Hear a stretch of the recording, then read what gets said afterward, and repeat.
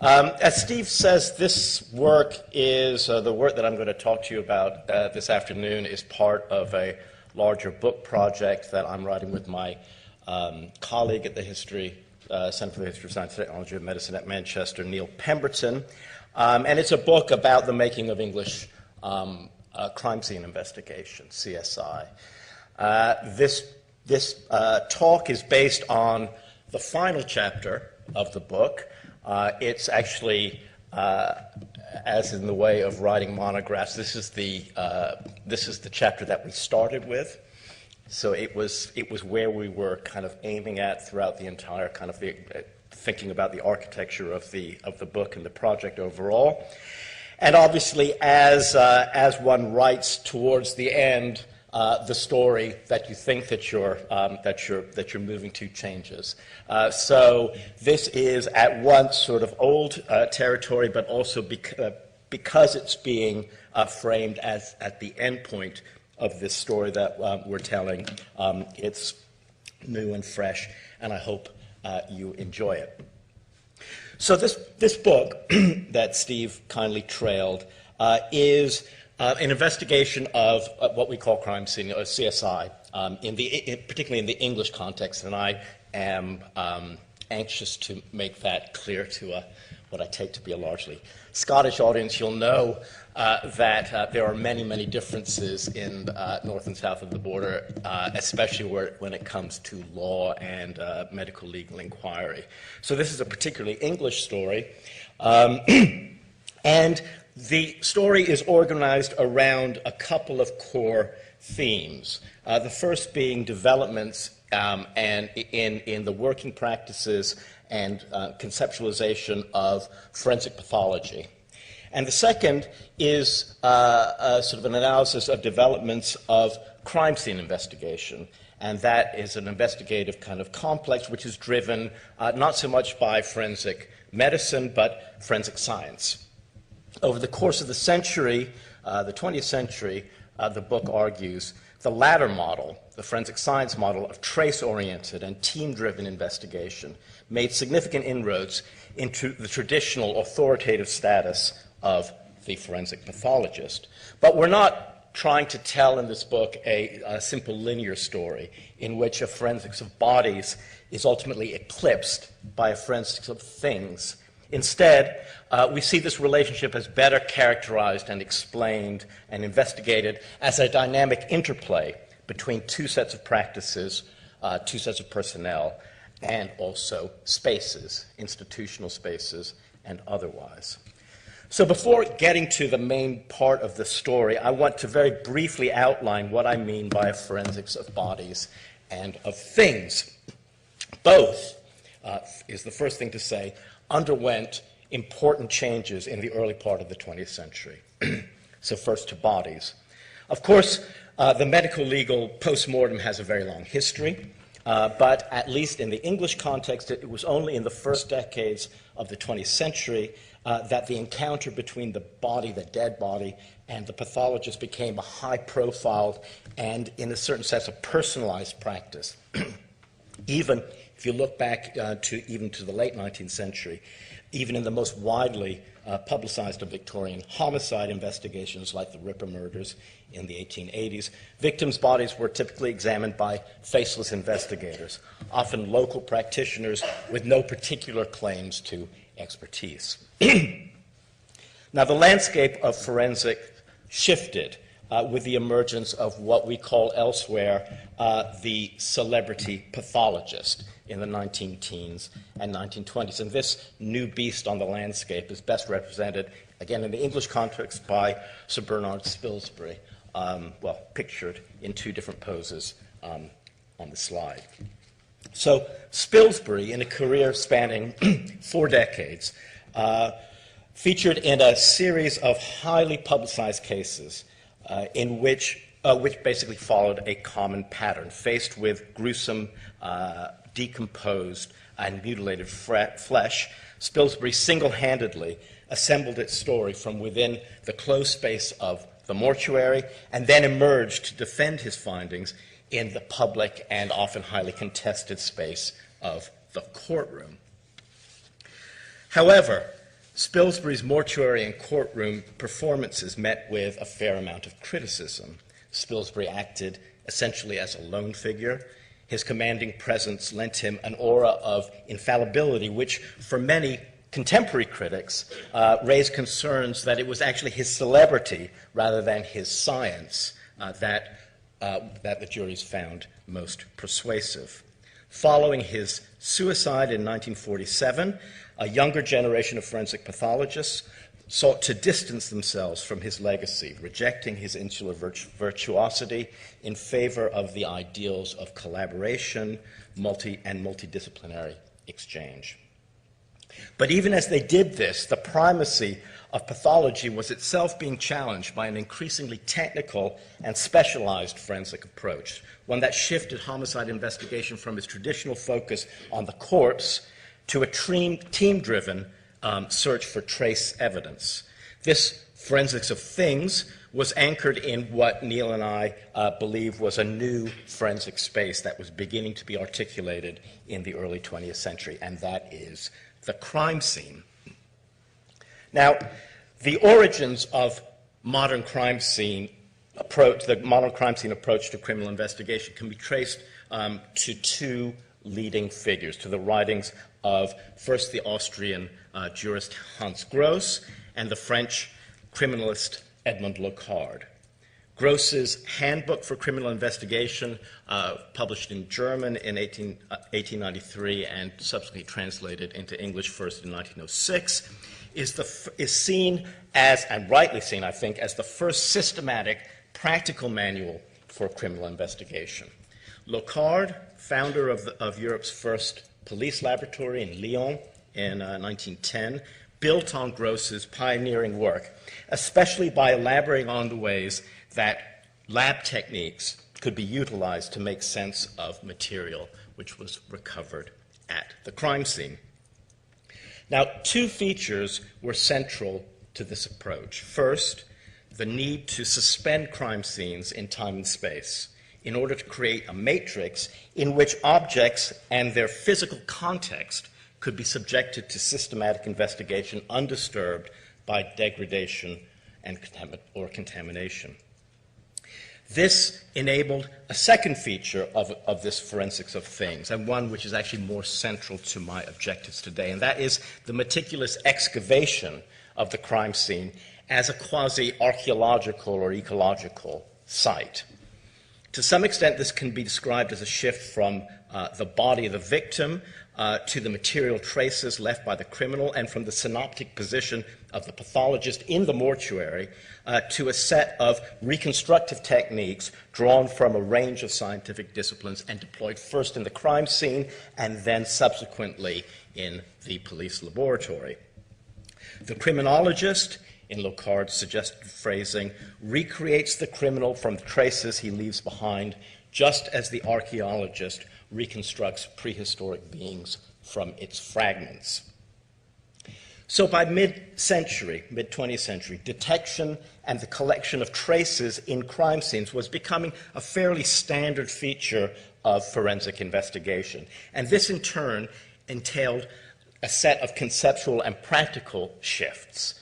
The increasing capacity and complexity of trace analysis, most notably, demanded specialized knowledge and equipment that far surpassed the bounds of the conventional autopsy. So these new frameworks, both full of promise and also of potential tensions, were tested in response to actual cases, and nowhere more so than in those involving high-profile murders. So I want to turn to one such testing investigation linked to one of the most famous homicide inquiries of the 20th century, the case of John Reginald Halliday Christie. So, at the center of the Christie case stood a house, 10 Rillington Place, a dingy Victorian tenement in a nondescript Notting Hill cul-de-sac. The probing of this space by investigators transformed the house into a macabre excavation site in which a forensics of bodies and things were thrown together in a essentially in a collaborative exercise, focusing in detail on the discovery, recovery, and analysis of bodies and of traces in this space, enables us to see how these two forensic enterprises interacted to generate knowledge from their encounters with the material world of number 10. So, briefly onto the story. On the 24th of March 1953, a crowd of spectators gathered in Rillington Place, alerted by reports of a body found vacant in a vacant rental flat on the ground floor of number 10. The flat had stood empty following the departure of its previous tenant, John Christie, who was with his wife Ethel, had lived there for some 15 years. Ethel had not been seen since before Christmas. The alarm had been raised by a resident who, while attempting to fit a shelf in the kitchen, discovered a hollow in the wall covered with wallpaper, which in turn concealed a darkened alcove. Peering in through with the assistance of a torch, he saw a lifeless, bared human back. So that's there in the alcove. An investigation team was called to the scene. The removal of the body from the alcove began a process through which Rillington Place was turned into a layered crime scene. Two further bodies, wrapped in cloth and sacking and positioned on top of one another, were found stacked behind the first. As the excavation continued, a squad of detectives, armed with spades, picks, and crowbars, began to take the flat apart, and in the process made another chilling find, a fourth body, shrouded and entombed, lying under the floorboards of the front room, and that's here. Over the next several days, Christie's flat underwent a systematic and meticulous search overseen by the London hospital pathologist Francis Camps, heir apparent to Spilsbury, who was described by a colleague as, quote, one of the great forensic pathologists of the 20th century, and even more significantly, as a team man. As the investigation proceeded, newspapers ran a constant stream of articles reporting on largely anonymous investigators entering the property and leaving with boxes of unspecified material. Through this intensely public process, 10 Rillington Place was transformed. It was no longer an inanimate structure. It became instead a sentient witness, almost a guilty participant that needed to be questioned. It stood in the Mirror's haunting headline as the House of Murder. Now, on the night, at 9:30 on the night of March 27th, and working through to the following day, Francis Camps began his post-mortem work at the Kensington Mortuary. He surveyed the external appearances of the bodies, estimated the victims' ages, and noted ante and post-mortem marks. In doing so, he paid close attention to the state of the clothes of the bodies from the alcove, which appeared to him to be disarranged. Not deranged. That was another talk. He also identified what he described as a whitish soapy substance in and around the victim's genital areas. He then began to open up the bodies for internal inspection, assessing the appearances of the major organs, blood, and tissues, and taking samples for further analysis. On the basis of these preliminary inquiries, Camps classed the bodies into two groups. The first were those of the bodies found in the alcove, 3 young women aged between 20 and 30. These had been found in the alcove, and he had estimated them to have been dead for approximately 4 to 12 weeks prior to their discovery. Early drafts of his postmortem reports show that Camps provisionally concluded that these young women had been strangled, indicated by marks around the neck, and also had been given lethal doses of carbon monoxide, suggested by what he called a definite pink coloration to the skin and of the whole body, and confirmed by similar appearances of the blood and tissues. Initially, he considered these cases ones of poisoning, as the neck marks to him did not appear to be of sufficient severity to represent a cause of death. Body number 4 was different, the body under the floorboards. This was of a 50 to 60-year-old woman who he believed had been asphyxiated 12 to 15 weeks previously. Within days, police inquiries had established their identities, 3 as local single women in their mid-20s, the 4th, Mrs. Ethel Christie, aged 54. Now, the apparent certainty of Camps's findings in the mortuary were to some extent illusory. From archival records, it's clear that his reports were continuously redrafted as the evidentiary elements of the case from outside the mortuary began to unfold. This underscores an important point for me, and that is that Camps's autopsies did not operate in isolation. Instead, he worked within and drew upon a wider network of scientific and police expertise and locations.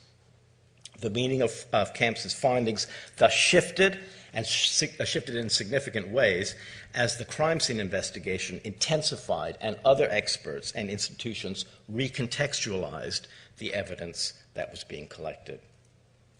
This process was enabled in part by the fact that the corpses in his mortuary were treated not only by the body-centered protocols of forensic pathologies, but were, like Rillington Place itself, closely inspected and harvested for trace evidence.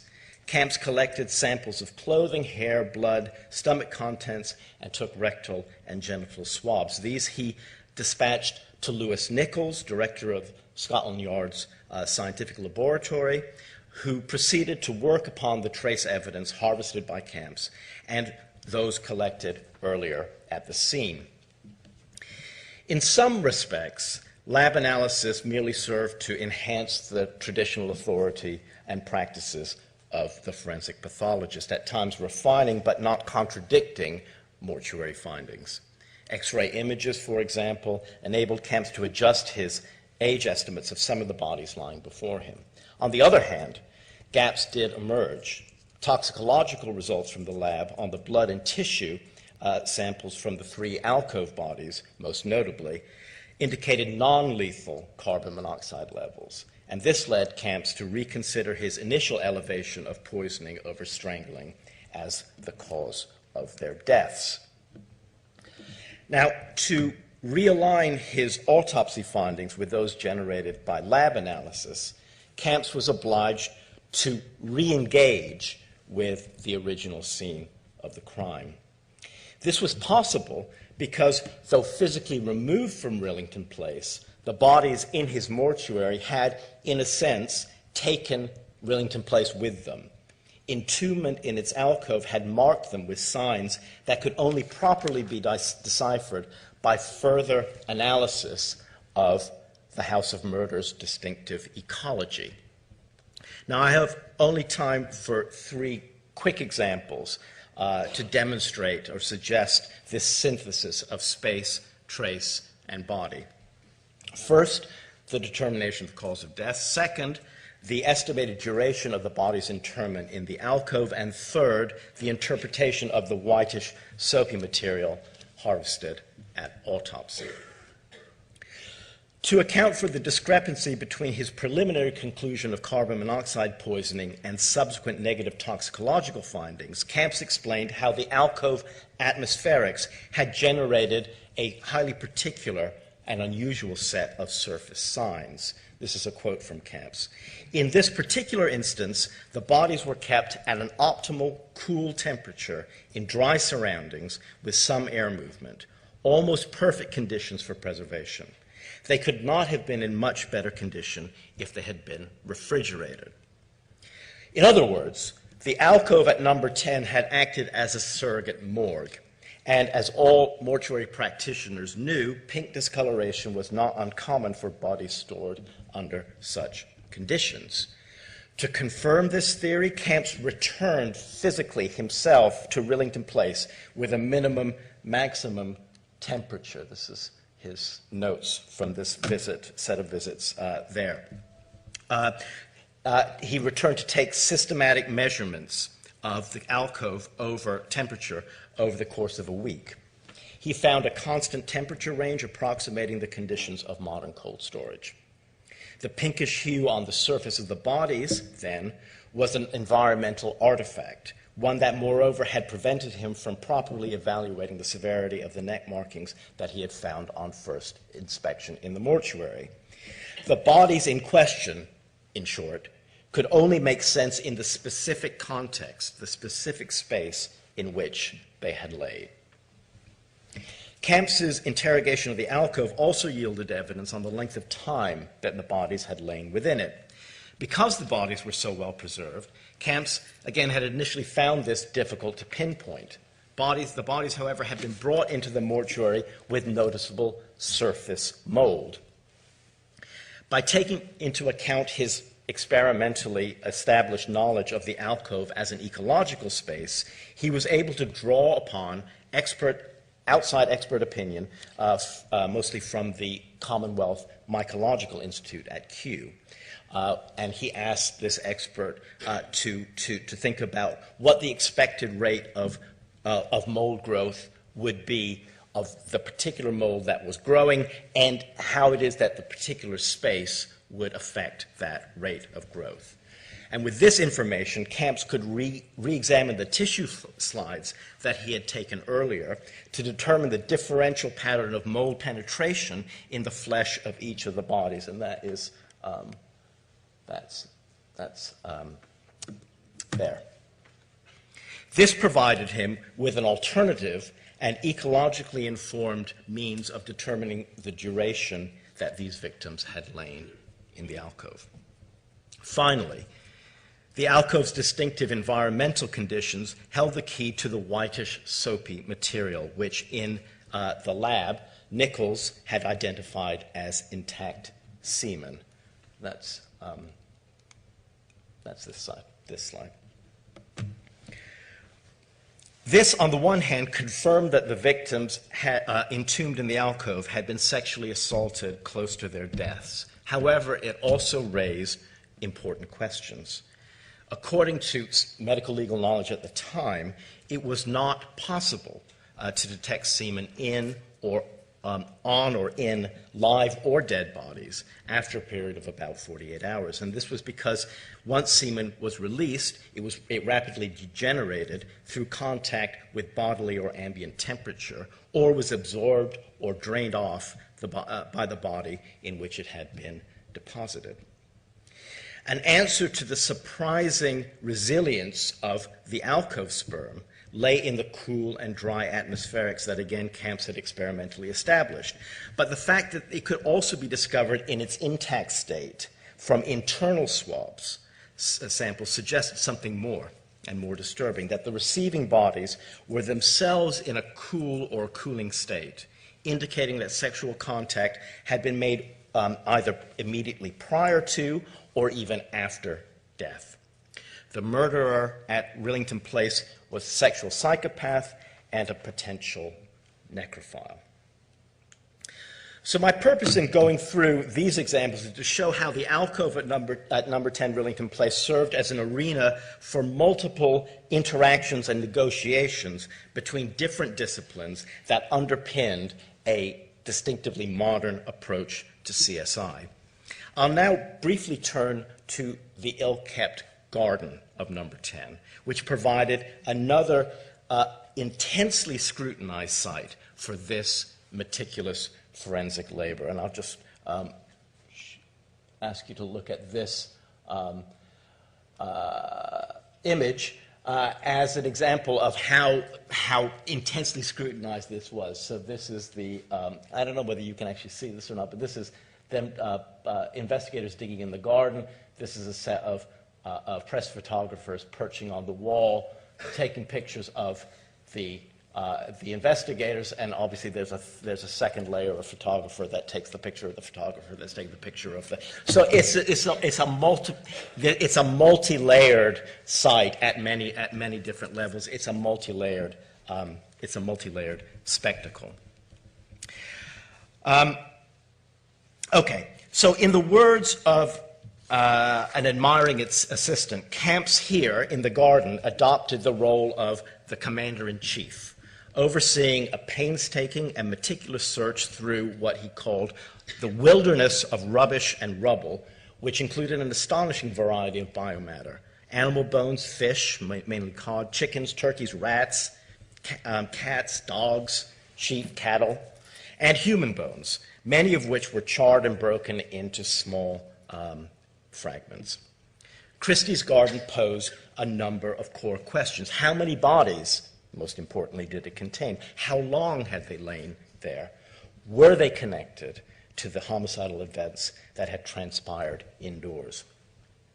To begin this process, the garden was recast as a disciplined archaeological site. It was divided into numbered subplots in which investigators were instructed to dig to a uniform depth. So that's sort of the diagram in the middle. Artifacts were recovered from each plot and then placed in separate numbered containers, which were sent to a sorting room.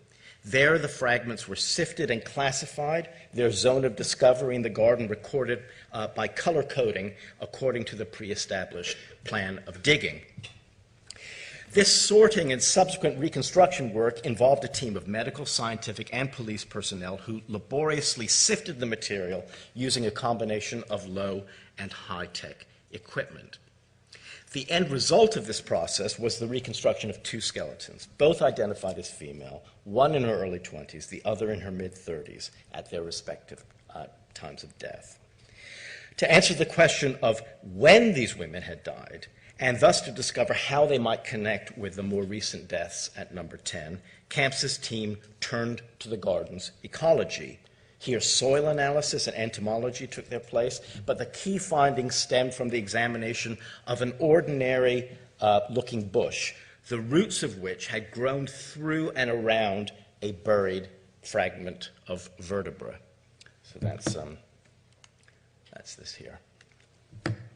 Based on the root pattern, combined with a knowledge of the growth cycle specific to that plant, a Kew Gardens botanist was able to estimate the number of years that the bone had lain in the ground, and thus to place the body chronologically within Christie's tenancy at Rillington Place. So, on the 31st of March, 1953, a week after the discovery of the bodies in the house of murder, Christie was spotted by a constable on the embankment and was taken to the Putney police station. There, over the course of a series of interviews, he admitted to the involvement of the deaths of all four women that were discovered in his flat. Initially, Christie portrayed his part in Ethel's death, his wife, as an act of mercy by a caring husband he had assisted in her own suicide. The other murders, he claimed, were committed in self-defense. He was given no choice, he claimed, but to defend himself against aggressive and morally questionable women who had taken advantage of his entirely innocent interest in their well-being when he had invited him back to his flat. Christie's capture and confessions, however, did not signal the end of Camps's forensic labors. Quite the contrary, they opened up an entirely new investigative front. This was because in the days, weeks, and months that followed, Christie repeatedly revised key parts of his confessions, through which he emerged as at best an unreliable and manipulative witness, and at worst a psychotic fantasist. Faced with multiple and contradictory accounts, investigators turned once again to the material evidence. As a result, an extended and refocused crime scene analysis came to play a key role in sifting and making scientific sense of Christie's serial confessions. This dynamic can be best illustrated by the events that immediately followed his arrest. As detectives retrieved verbal testimony, the forensic team simultaneously transformed Christie himself into an object from which telling trace evidence could be harvested. On arrest, Christie's clothes were taken from him and sent to the lab for analysis, which yielded a set of usable traces and usable signs in the pursuit of the truth of the man and his crimes. Each item of clothing, from his shoes to his I'm not sure if his hat was involved, but everything else in between bore traces of seminal staining. This finding at once turned Christie into a quasi-crime scene and also enabled conclusions that destabilized his initial account of the murders, which had contained no mention whatsoever of any sexual element. By imaginatively linking the stains on Christie's clothing to the soapy material that had been collected from the alcove victims, Christie came to embody the sexual psychopath that had been projected and anticipated through prior forensic work. On the 22nd of June, 1953, Christie's trial opened under intensive public and media attention. The police were interested as well. The courtroom discussions actually focused of the forensic evidence collected at number 10 Rillington Place, and the corpses was actually relatively brief and uncontroversial. This painstaking work was largely overshadowed by psychiatric testimony, featuring experts debating the merits of an insanity plea which would have spared Christie from the gallows. But again, the physical investigation did not evaporate with the shift from, in emphasis from the house of Christie to his mind. Indeed, deliberations over Christie's mental state enrolled Camps in one further and final re-engagement with Rillington Place. So, in order to follow this thread, I have to introduce an element of the case that, in the interest of relative clarity, I've kept back until now, and that is that in the legal, political, and public mind, Christie was not only on trial for the murders committed in the spring of 1953, but for an earlier crime that in many respects loomed much larger, the murder of Beryl and Geraldine Evans in 1949. That year, the bodies of Beryl Evans and her daughter, baby daughter, Geraldine, had been found lying together in the wash house of 10 Rillington Place, where they had been tenants in a flat above Christie's. They had been strangled, and Timothy Evans, husband and father, had been convicted and executed for the crime. The House of Murder's grim past quickly became a prime feature of the newspaper coverage of the 1953 investigation and trial, with many reports reminding its readers that Christie had been the star prosecution witness at Evans's trial. In a statement to police from his prison cell, just weeks before his trial, Christie set the lingering speculation alight by claiming responsibility for having gassed and strangled Beryl Evans in her kitchen.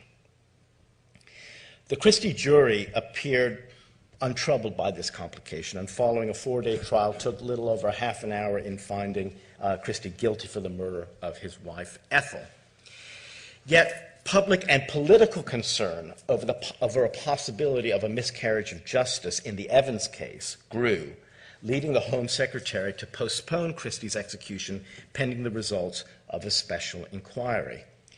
Held in private and lasting barely a week, the inquiry's stark conclusion that Christie's claims of responsibility for the 1949 murders were not only unreliable but were wholly untrue met with widespread outrage. As he went to the gallows on the 15th of July, Christie had become an unlikely lightning rod for a gathering campaign for the abolition of capital punishment. So it's in this very highly charged atmosphere that Francis Camps published his medical and scientific investigations in the Christie case in September 1953. From start to finish, Camps's text represents an attempt to counteract the destabilizing effects of Christie's multiple and contradictory confessions, and in particular those relating to Beryl Evans's murder. Throughout, Camps presents Christie as a willful manipulator whose main target was a shocked and gullible public. Christie's statements, Camps warned in his introductory remarks, were both untrue and contradictory and necessitated extreme caution in accepting anything that he has said until it can be absolutely and fully corroborated. So that's a quote from the introduction. Now, to achieve this corroboration, Camps proposed recourse to his trusted objective touchstone, again, the material fabric of the house of murder, and the centrality of the house in this account and this reinterpretation of the 1949 case in relationship to the 1959 is signaled by the choice of frontispiece in what is effectively a dry read, a sort of a melodramatic street scene of the house of murder at dusk. Now, there's no better example of the tension between Christie's stories and Camps's science than the book's treatment of Christie's methods of murder, his modus operandi. Here, Camps literally and imaginatively returned to the house of murder, this time to the Evans kitchen, where he sought to determine if it was possible in this particular room that it could serve as an efficient gas chamber in the way that Christie had described. Camps took account of Christie's account of his gassing of Evans step by step, dismissing each element with the observations such as almost certainly not on this date, highly improbable, if not impossible. Camps based these conclusions on a dense evidentiary network involving a full range of scientific and medical specialisms. Here, again, Rillington Place, as a physical entity, loomed large. The centerpiece of Camps's rebuttal was a detailed analysis of the volume of gas in the room required to create the toxicity level necessary to render his alleged victim unconscious. This included a set of calculations that took into account considerations of things like the height of the ceiling, window dimensions and positioning, wall porosity, ventilation, the specific gravity and pressure flow of the flat's supply of gas. These were then translated into graphic and mathematical representations which lent additional solidity to his written conclusion, and that was that in this precise space, Christie would have had to have breathed a concentration of gas that would have rendered him incapable of acting in the way that he claimed to act in his final confession. Rillington Place, then, itself stood as witness to the ultimate truth of Christie, the murderous fantasist whose claims of responsibility in the Evans murder was no more than a perverse attempt to tarnish the good name and reputation of British justice. So, this afternoon, I've used the Christie case as a way of conceptualizing the practice of homicide investigation in mid-20th century England. I've sought to complicate the picture of a clear-cut shift between two leading forensic paradigms, from a body-centered forensics focused on the lone pathologist in his mortuary to a forensics of things driven by a disciplined approach to crime scene investigation. Analysis of the investigation of the Christie house enables a far more nuanced picture.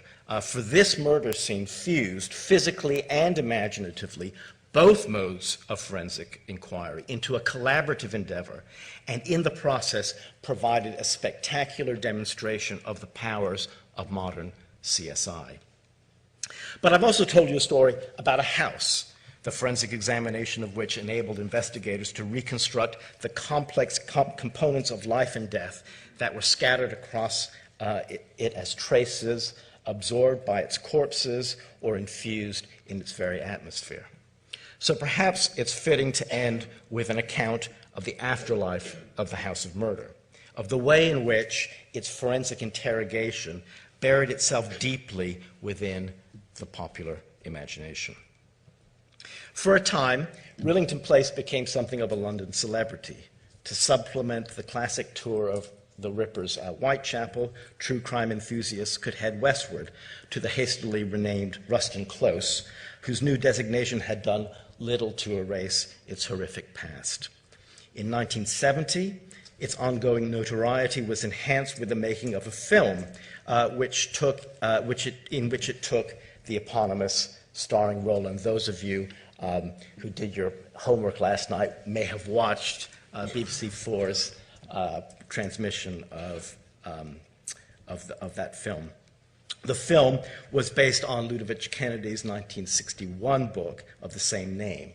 Kennedy's crusading denunciation of Evans's execution had kept the Christie case and its location very much squarely in the public eye, and had contributed both to the suspension of the death penalty in 1965 and to Evans's posthumous, although partial, royal pardon the following year.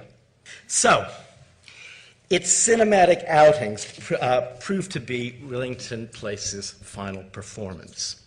Shortly after the film crew dispersed, local officials summoned the wrecking crew. The destruction of the House of Murder is, I think, a fitting end to this story that I've told you this evening. It represents a symbolic attempt to bring closure to the Christie case by physically removing every trace of a location and its past that for decades had caused, courted, and channeled such intense political, social, and legal controversy. Thank you.